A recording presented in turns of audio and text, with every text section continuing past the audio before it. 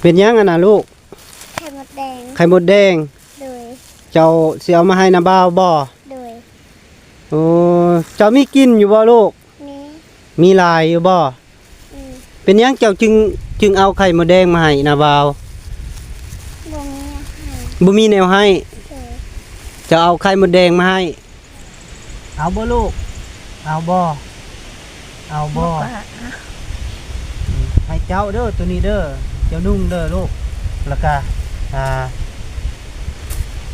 อันนี้ก็สีชุดสีคนละ2ชุดอันนี้สีนี่งามอยู่เนาะเต็งเพ่งงามนี่ดีใจบ่หมูเด้งบ่นี่ลูกเอานี่มีหมูเด้งอูดมักบ่มักแข็งบ่เอาเบาให้เลยนี่เฮ็ดจะได้เอาให้มันลำบากใจเลยบ่มีแนวเปลี่ยนเนาะกินโลกดูด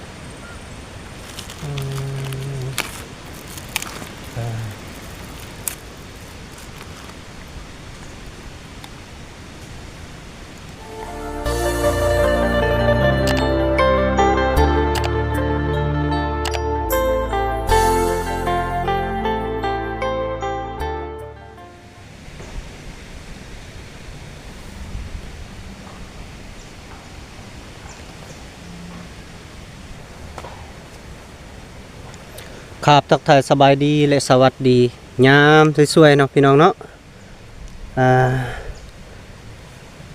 สำหรับวันนี้เบาเกี่ยวกับสิมาหาน้องๆเพิ่นเนาะกับเมตู้เนาะว่าซั่นเนาะมาหาเนาะหรือว่ามายามใหม่เนาะพี่น้องเนาะกะดุนเติบแล้วบ่ได้ไปยามเพิ่นนะพี่น้องเนาะนับแต่เบาแก้วไปสัมภาษณ์เนาะ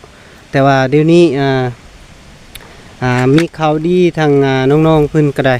แล้วก็เบาแก้วก็ซื้อซื้อเครื่องเนาะแล้วก็ซื้อนมสิมาพากมาต้อนเพิ่นเนาะพี่น้องเนาะทางผู้ใหญ่ใจดีเพิ่นทางสวรรณเขตก็ฝากเงินมาให้เนาะพี่น้องแล้วก็จำนวนก็หลายล้านเติบพี่น้องเอ้ยแล้วก็เบาแก้วก็ซื้อนมซื้อเครื่องนุ่งว่าซั่นแล้วก็สิมาพากมาตอนเพิ่นเนาะทางน้องๆเพิ่นก็บ่มีเครื่องนุ่งว่าซั่นพี่น้องเอ้ยพ่อแม่ก็บ่ได้อยู่นํเพราะว่าพ่อแม่ก็ไปหาเงินเนาะคนทุกข์จนนี่แหละพี่น้องเอ้ยเนาะแล้วก็เบาแก้วก็มีเวลามื้อนี้เนาะแล้วก็เลยได้รับเงินจากพ่อผู้ใหญ่ใจดีทางสวรรณเขตแล้วก็เบาแก้วก็มาซื้อเครื่องซื้อยังมาพากเพิ่นพี่น้องเอ้ยก็มาให้เนาะทางพ่อเพิ่นก็ได้เอาเนาะโอเคเนาะพี่น้องเนาะถือว่าน้องกิ๊กเพิ่นก็มามื้อนี้เนาะพี่น้องเอ้ยเบาแก้วเอาน้องกิ๊กมานำเพราะว่าสิให้น้องกิ๊กนี่ไปนำเอาเนาะแม่ตู้กับหลาน2คนพี่น้องเนาะสบายดีเด้อโดยสบายดีน้องกิ๊กโดยปีใหม่ฮ่าสำหรับให้น้องกิ๊กนี่เพิ่นมาก็อยากให้เพิ่นไปนำเอาแม่ตู้กับหลานเนาะ2คนนะเพราะว่าเอารถนี่ข้ามพุ่นบ่ได้เนาะพี่น้องเอ้ยแล้วก็มีแต่ว่าอยากให้น้องกิ๊กนี่ไปนำเอาแล้วก็เบาแก้วสิท่าอยู่พี่น้องเอ้ยเราสิมอบเครื่องมอบของให้เพิ่นแล้วก็เบาแก้วก็สิได้เมื่อส่งน้องกิ๊กอยู่เพื่อนแล้วก็ทางเบาแก้วก็สิไปหาน้องอึ่งน้องตันอีกเนาะพี่น้องเนาะทางนั้นก็มีข่าวดีอยู่พี่น้องเอ้ยแล้วก็สิไปบอกกันนะโอเคเนาะพี่น้องเอ้ยติดตามชมเด้อของเบาแก้วเนาะชาแนลคือเก่าหั่นล่ะพี่น้องเอ้ยวันนี้เฮาก็ไปสำหรับเครื่องก็บ่มีหยังหลายเนาะพี่น้องเอ้ยก็มีแต่ว่าซื้อนมแก๊สหนึ่งพี่น้องเอ้ยแล้วก็เกิบแล้วก็เครื่องนุ้งเนาะพี่น้องเครื่องก็ประมาณ4โตนี่แหละพี่น้องเอ้ยทางน้องๆเพิ่นก็2คนก็เป็น4โตแล้วก็ นมเนาะบ่มีนมกินเนาะหลานเพิ่นก็ได้โอ้พี่น้องเอ้ยกำลังโซเล่ว่าสิลงทางใดแท้เนาะพี่น้องให้น้องกิ๊กลงไปนำพี่น้องเอ้ยส่วนเบาแก้วกับสีทาอยู่นี่ละพี่น้องเอ้ยโอ้ทางลงนี่พี่น้องเอ้ยน้องกิ๊กไปแล้วอยู่ป่าอยู่ดงนี่พี่น้องเอ้ยฮะนะกะเป็นห้องเนาะห้วยพี่น้องเอ้ยห้วยใหญ่พี่น้องเอ้ยเธอผู้เบาแก้วเอารถข้ามให้บุญบุได้เนาะพี่น้องแต่ว่าปะรถอยู่พี่กะอยากอันตรายนะพี่น้องเอ้ยเพราะว่ามีหลายคนแหละรถเสียตลอดเนาะก็เลยเบาแก้วบุกะไปมีแต่ว่าท่าอยู่พี่ย่างมาแล้วพี่น้องเอ้ยเลยมาแล้วทะเลอยู่น้องๆเพิ่นก็ได้ทางมีตู้ก็ได้มาแล้วพี่น้องเอ้ย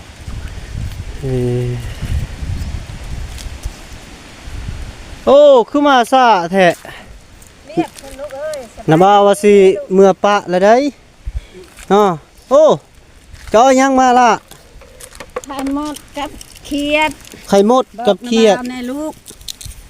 โอ้ไปหาเองบ่เจ้าไปขุดเองบ่มากับแม่ใช่แม่เจ้าอยู่พุ่นแม่จะบ่มาบ่ได้หลายเนาะจะเอาไปขายบ่ลูกเอาไปขายอยู่ไสอยู่ทางเจ้าสิไปผู้เดียวบ่แล้วก็ไม่ใหญ่ก็ไม่ใหญ่นี่โธ่แม่เจ้าอยู่พุ่นบ่ลูกเป็นยังแม่เจ้าคือบ่ไปขายไม่อยากไปเราบ่อยากไปจะจับนู่นนี่เท่าไรนี่ทงเท่าไรบ่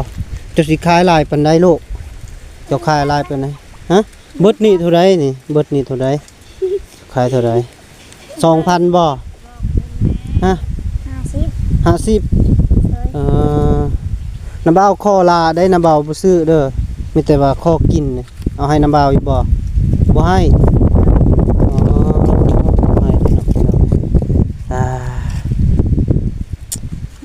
โอ้หนองน้อยเนี่ยไปซอกเขียดกับแม่แล้วไปขายไปนี่เนาะพี่น้องเอ้ย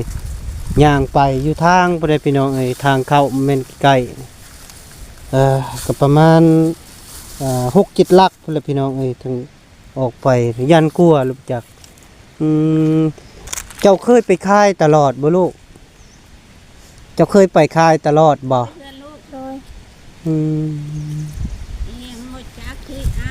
คันเจ้า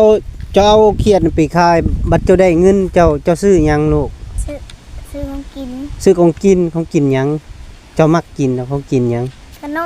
ขนมอันนั้นบอกของกินเจ้ากินกับขนมโอ้คุยกับน้องเพิ่นเนาะจะไปแต่ละเทื่อจะได้ลายบ่ลูกได้บ่จะเอาไปขายเองเนาะหาไปตะเล็งเนาะ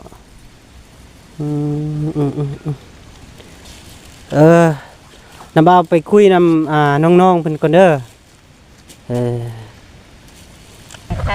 สบายดีเด้อสบายดีลูกโดยเม่นยังอันนี้ลูกไข่มดไปหาไข่มดบอกนะบ่าวไปกับป้าไปกับป้า2 คน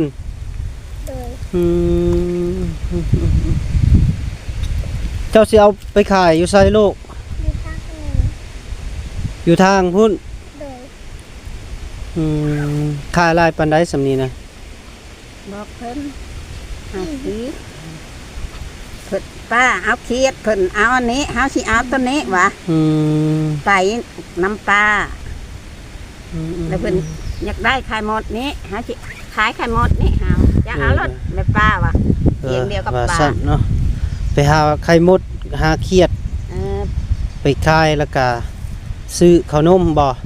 สิชื่อน้องให้น้องเพิ่นแลลูกเอ้ย ซื้อนมให้น้อง เงิน เนาะ ตัวลูกให้อันนั้นก็ชื่อให้หากระเมิดหวานนี่เด้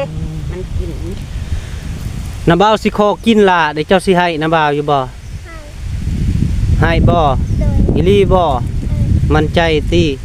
เราให้แท้ติ โดย ให้เนาะสิให้เบิดเลยบ่ โดย อืมเจ้าคือน้ำใจดีแท้เจ้า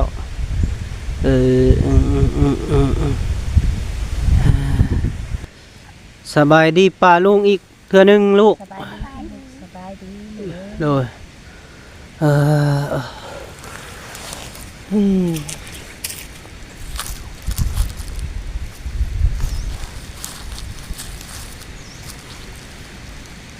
ชื่อนาบาวอยู่บ่ฮะบูชื่อตายจะคักสิได้กลับเมืองแล้วคันเป็นบูชื่อบูชื่อคนนาบาวเลยนะเวลาชื่อนาบาวบ่ลูกฮึ ถึงจังมาไปจือ เนาะเฮ้ยจึงมาเนาะแล้วก็บูชื่อไข่เนาะพี่น้องเอ้ยไข่มดน้องเพิ่นไปหาไข่มดแดงได้บักหลายนี่พี่น้องหมดครบ เพียงเดียวกับป้านะเฮาขายแล้วเฮาชื่อนมให้น้องเฮาได้ป้าว่าเฮาบ่ได้มาให้จะได้เงินขายหมดนี่ว่าจะเอาเขียนลูก เมื่อยบ่ลูกจะไปหาเมื่อยบ่หาในน้องจิกไอ้หาแน่อันไปเอาอันน่ะเครื่องมาให้อายแน่ เอาเสื้อมา บ่เอานมเอาอันน่ะเครื่องอันน่ะมาโดยไอ้หาแน่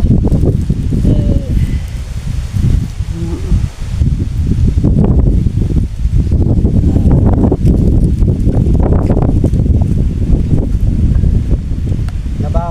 มายามไม่เนาะว่าระเบ้ามามื้อนี้ก็บ่มีหยังหลายจะไทยจะให้น้องกิ๊กไปนำให้เจ้ามีข่าวดีหน่อยนึงเนาะแต่ทางคุณยายใจดีเพิ่นฝากเงินมาให้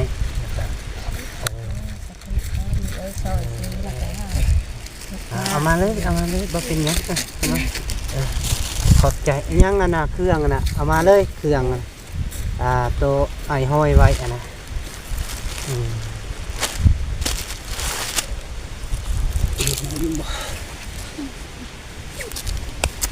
หมดลายว่ะ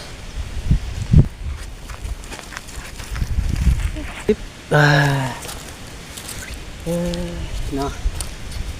เป็นง่ายพี่น้องง่ายบนตลอดหมดครบอีกกระทุกอยู่นี่ก็ได้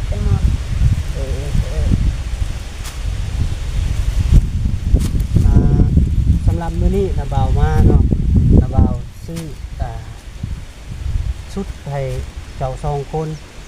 นาบ่าวมามื้อนั้นบ่มีเครื่องนุ่งก็เลยนาบ่าวก็ซื้อมาให้บัดนี้เด้อมีแต่ว่าได้แล้วก็นุ่งบัดนี้มักอยู่บ่สีแบบนี้นะนาบ่าวซื้อมาให้มักอยู่บ่ ให้นิดลูก มักบ่มีปีกด้วยนี่ได้บินก็ได้ มันขึ้นบ่ได้ อ้าวได้อะไรมันมีปีกเด้บินเลยพี่พวก ดีใจบ่ลูก ดีใจ ดีใจแหงบ่ โดย แหงสำใดเบิ่งเอ้ามันคือเต้นตึกแหงอย่างนี้เนาะ เนาะสำหรับเสื้อนี่พี่น้องเอ้ยก็ได้อันนี้ก็อีกนักเลย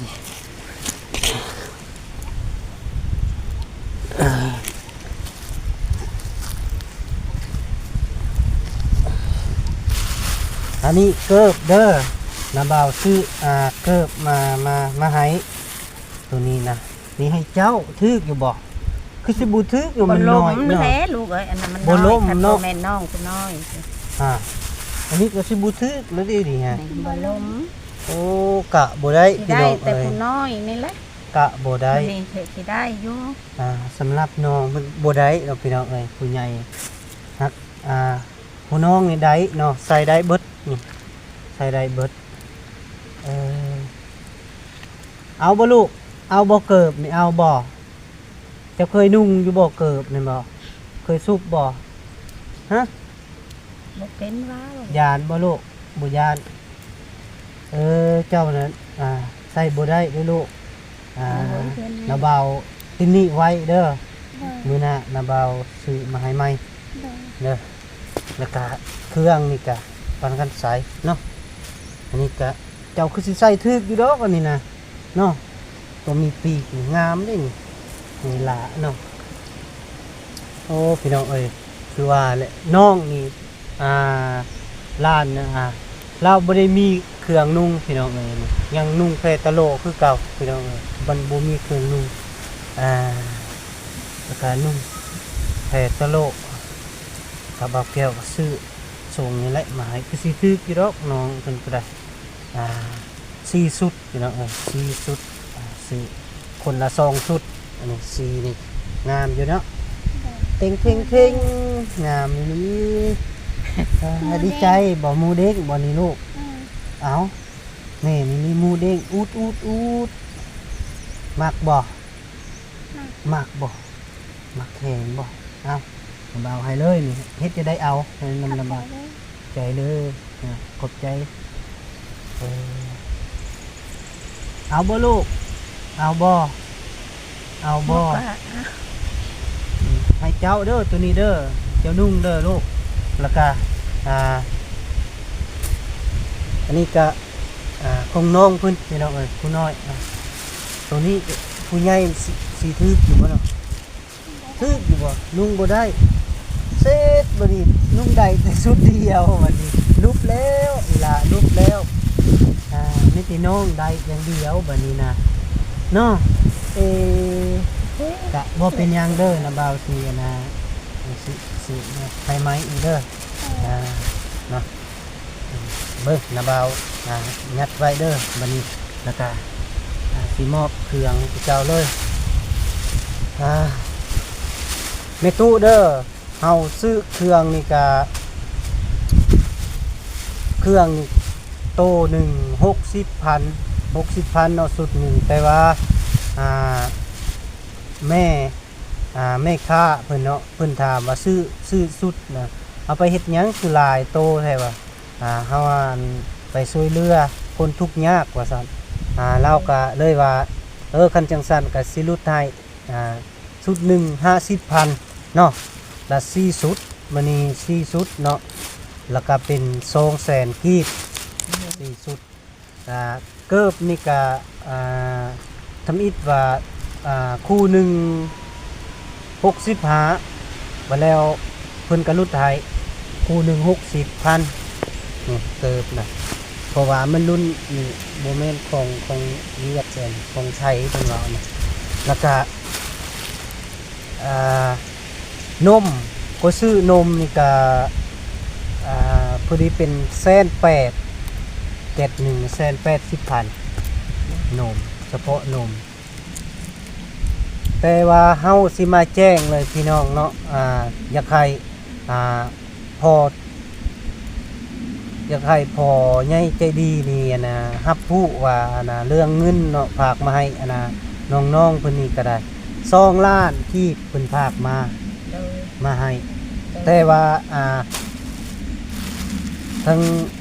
นาบ่าวนี่ก็ซื้อเครื่องนี่ก็รวมทั้งหมดเนาะตัวนี้ก็200,000พอดีเป็น300,000กับ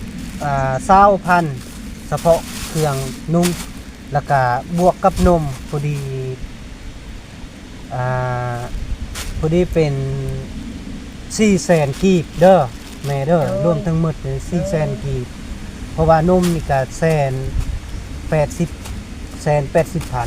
นมเฉพาะนมเกล็ดหนึ่งเนาะแต่ว่าเพิ่นก็ลดให้อยู่ทำอิฐว่า190แต่ว่าน้าบ่าวก็ต่อเอาเนาะน้าบ่าวคนต่อเก่งอยู่แล้วแล้วก็ภาคส่วนเครื่องนี่เฮาจะมอบให้เจ้าเลยเด้อเด้ออวยพรเพิ่นบัดนี้ให้ทางผู้ใหญ่ใจดีช่วยชูนี่แล้วผู้ขาทุกข์ยากปากมองเลย ให้เจ้าล่ำเจ้ารวยเด้ออยู่ดีมีแหง ผู้ใหญ่ทางสวรรณเขตฝากเงินมาให้2 ล้านกีบเพราะนำก็ได้ผู้ใหญ่ทางสวรรณเขต ฝากเงินมาให้2 ล้านกีบ ใหญ่ใจดีทางสวรรค์เขตเพิ่นฝากเงินมาให้ก็น้อย2 ล้านกีบให้เพิ่นร่ำเพิ่นรวย โดยซื้อลาวกาพอบุญทง ทั้งพอบุญทงเพิ่นฝากเงินมาให้ขน้อยผู้เลี้ยงหลานน้อยพ่อแม่ไปทำงานให้เพิ่นร่ำเพิ่นรวยให้เพิ่นอยู่ดีไม่แห้งให้เพิ่นได้101,000 ภาษาเพิ่นเด้อมันยืนเด้อลูก ถูกเนาะเพิ่นภาคเงินมาเนาะ2 ล้านนาบ่าวซื้อเครื่องนี่400,000เงินยังเหลือ1,600,000เดี๋ยวนี้นะนำนาบ่าวจำนวนเงินล้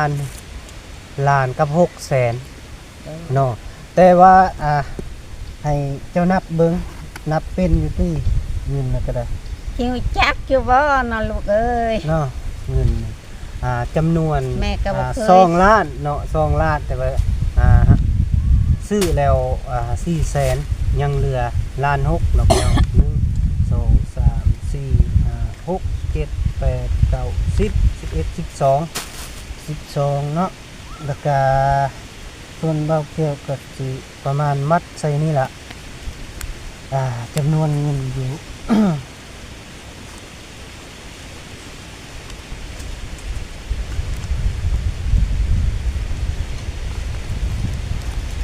สิแม่นอยู่นี่แหละพี่น้องเอ้ยแม่นเลย12เนาะ13 14 15 16เด้อนับให้เจ้าเห็นเนาะ1 2 3 4 5 6 7 8 9 10 11 12 13 14 15 16เนาะล้านหก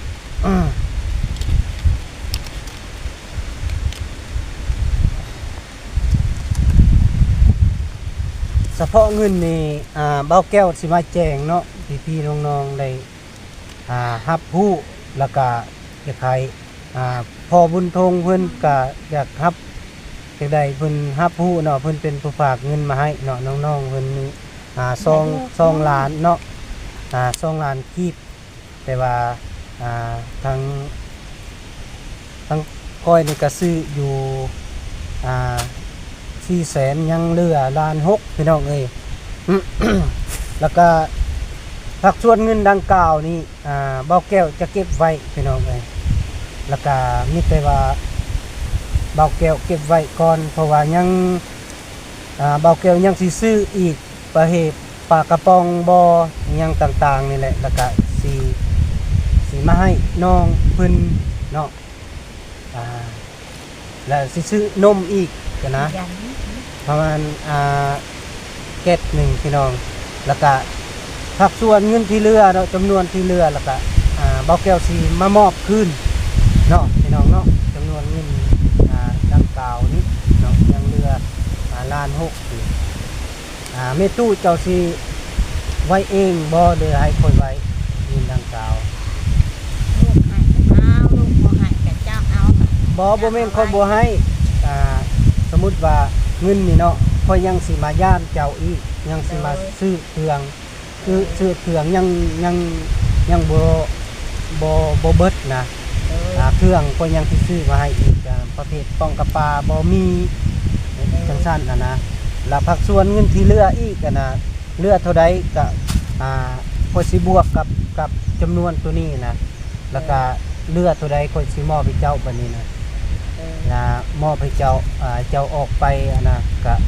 คันว่านมเบิดอิหยังแล้วก็เจ้าซื้อมาให้บัดนี้เนาะแล้วคันว่าจังซั่นเนาะอันนี้ก็อยากให้ผู้หลายๆคนเนาะก็ทาง FC เพิ่นก็สิได้เห็นเนาะของไผก็ยาผู้ใดฝากมาเนาะผู้ใหญ่ใจดีฝากมาแล้วก็เพิ่นอยากให้เฮ็ดหยังบ่ต่างๆน่ะมีแต่ว่าถ้าเฮาน่ะเก็บก่อนเพราะว่าเฮาเป็นผู้ซื้อเด้มาถ่ายทำให้ เพิ่นเบิ่งแล้วก็จำนวนเงินที่เหลือเท่าใดแล้วก็มอบให้เจ้าคืนบัดนี้นะบ่ได้เอาไปกินทางใดดอกสำหรับนาบ่าวนะมีแต่ว่าสิซื้อเครื่องแล้วมาสรุปจำหลังแล้วปิดบัดนี้เด้อมีแต่ว่าจังซั่นเด้ออันเครื่อง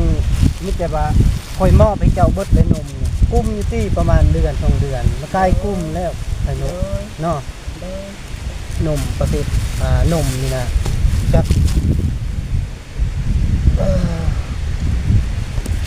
เบิ่งเอาไว้นี่เอาลงก่อนเบิ่งน้าบ่าวสิเหลืองจักกล่องน้อยหรือกล่องน้อยกล่องน้อยนะนี่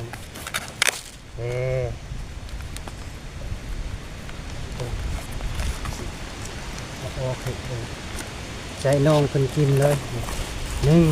1แพ็ค2มันไล่แพ็คอยู่นี่นะเบาแก้วสีพอกูเบิดดอกมันหลายพี่น้องเลยแล้วก็เอาไป2แพ็คนะพี่น้องใช้น้องเพิ่นกินยากเข้าแล้วบ่ลูกยากก็บอกยังบ่ยากเจ้ายากแล้วลูกเข้านะกินแล้วก็มาใช่แบบเพิ่นเครื่องยังนี่จะมีแต่เก็บไว้แล้วก็หลังจากเด้อสิบอกไม่ตู้บัดนี้เด้อกะนึ่งกะอยากซ่อนนั่นแหละแต่ว่าเวลาเพิ่นนุ่งเครื่องแล้วประมาณมือ1 2มือแล้วก็ตบไปเพิ่นแน่เนาะเครื่องมันอันนี้มันตบได้ลูกเอ้ยนั่นละแม่นั่นแหละตัวนี้นั้นค่อยตบแต่มันหนาวแล้วบ่ได้ตบให้มันมันร้อนแล้วแม่ก็ตบแล้วแม่สิเอามันบ่มีแนวทาอันนั้นแนวเปลี่ยนบ่มีแนวเปลี่ยนเนาะกินโลกดูด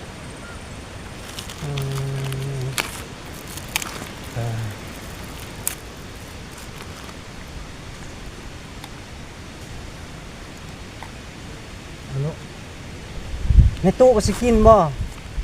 กินเนาะข้าวแล้วแพงไว้ให้หลานลูกให้หลานเนาะอันนี้ก็ยาเงินลูกให้ตอนนั้นก็แม่ซื้อนมให้หากระเมิดหวานนี้ลูกเอ้ยโดยเดี๋ยวเบิ่งเก็บภาพก็จุกหน่อยคึบโอเค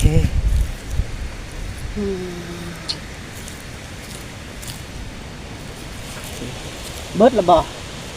ก็ดูดเป็นดูดเนาะแซ่บบ่ลูกแซ่บบ่โดยกันแม่ลูกแซ่บบ่ลูกขอโทษ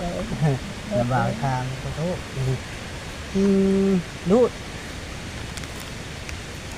เมื่อแล้วก็พากันกินเด้อแล้วก็หมู่คู่อันนั้นก็ให้เพิ่นกินน้ำถ้ามีผู้น้อยอันนั้นมีตู้ทางนี้นะลูกนี่แหละลูกสาวตัวใหญ่เด้นี่ลูกแม่อีกตัวแม่เลยก็ให้คนละป้องยายอะไรแต่ว่ายายกับสต๊อกไว้ผู้น้อยนี่แหละเอาสงสารเองนะกับน้องเพิ่นก็ได้สต๊อกไว้แล้วบ่แม่นกินมันกระแพงน้องมันแบบหาซื้อมันก็บ่ได้กินคือเงินลูกให้ตอนนั้นก็บ่ได้กินโดยยังก็บอกแม่บ่แล้วเหมือนแล้วลูกแม่เอาซื้อหมักพริกแม่โดยถูกอยู่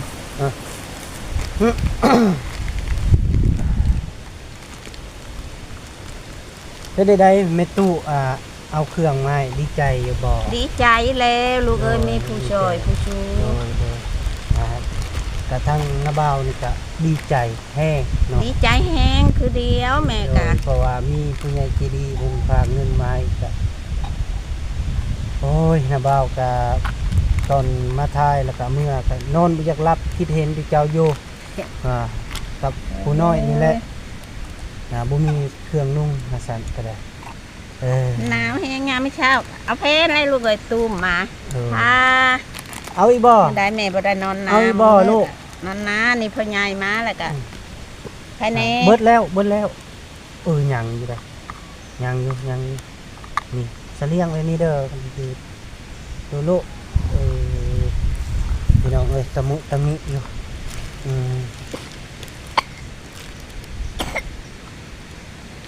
เกิบนี่ก็นุ่งใส่เด้อไปใส่ก็สุดเด้อเกิบเจ้านี่งามได้เกิบเจ้านี่นะราคาก็สูงไงเฉพาะน้ำบ่าวนี่สูงแล้วราคาจะมีนะเครื่องเลยละเวลานุ่งแล้วเนาะมือสองมือก็ซักเจ้านี่ซักแล้วก็เปลี่ยนบ่แม่นได้เครื่องใหม่เครื่องเก่าบ่นุ่งบ่ได้ต้องได้นุ่งเนาะเพิ่นก็มีความพยายามพี่น้องไปหาแง่ไข่มดแดงหาน้องคนนี้หาเงินเนาะหาแง่ไข่มดแดงแล้วก็ไปขายแล้วก็ซื้อนมให้น้องกินได้นี่คนนี้ผู้เอื้อยจะไปคู่มือบ่โลกไปหาไปคู่มือเนาะได้หลายบ่จะไปก็ได้บ่สำนีนะเป็นละเทื่อก็ได้บางมือก็บ่ได้บางมือก็ได้มันแล้ว เอาเนาะพี่น้องคือว่าเบาแก้วก็มาโหดทันทีมอบเครื่องมอบของแล้วเนาะพี่น้องเนาะเบาแก้วก็สิขอโตเดินกลับเดินทางแล้วบัดนี้เด้อพี่น้องเอ้ยแล้วก็เอาขอบมุกขอบใจเด้อทางผู้ใหญ่ใจดีทางพ่อบุญทงว่าซั่นเนาะฝากเงินมาให้จำนวน2 ล้านกีบเนาะพี่น้องเนาะแต่ว่าเบาแก้วก็ซื้อประเภทนมเครื่องนุ่งให้ล้านนี่ก็เบิดอยู่400,000กีบจำนวนเงินที่เหลือก็ล้าน6พี่น้องเอ้ยก็ยังเบาแก้วยังสิไปซื้อเครื่องมาให้อีกจำนวนเงินที่เหลืออีกต่อไปแล้วก็เบาแก้วสิมามอบให้แม่ตู้เพิ่นเก็บไว้บัดนี้เด้อซื้อเครื่องเนาะอันนี้ก็สิแจงเนาะแจงทั้ง FC แล้วก็อยากให้หมดทุกคนนั่นแหละเนาะสำหรับทริปเบาแก้วก็ที่ขอจบลงเท่านี้แล้วพี่น้องเอ้ยเจอคลิปหน้าต่อไปเด้อพี่น้องเด้อขออยู่ดีมีแห้งสุขภาพแข็งแรงจะเจ็บจะจนเด้อพี่น้องเด้อทางเบาแก้วก็ขอขอบใจหลายๆเด้อที่มีบุญคุณมาให้เด้อบ๊ายบาย มีบุญคุณของพ่อใหญ่ใจดี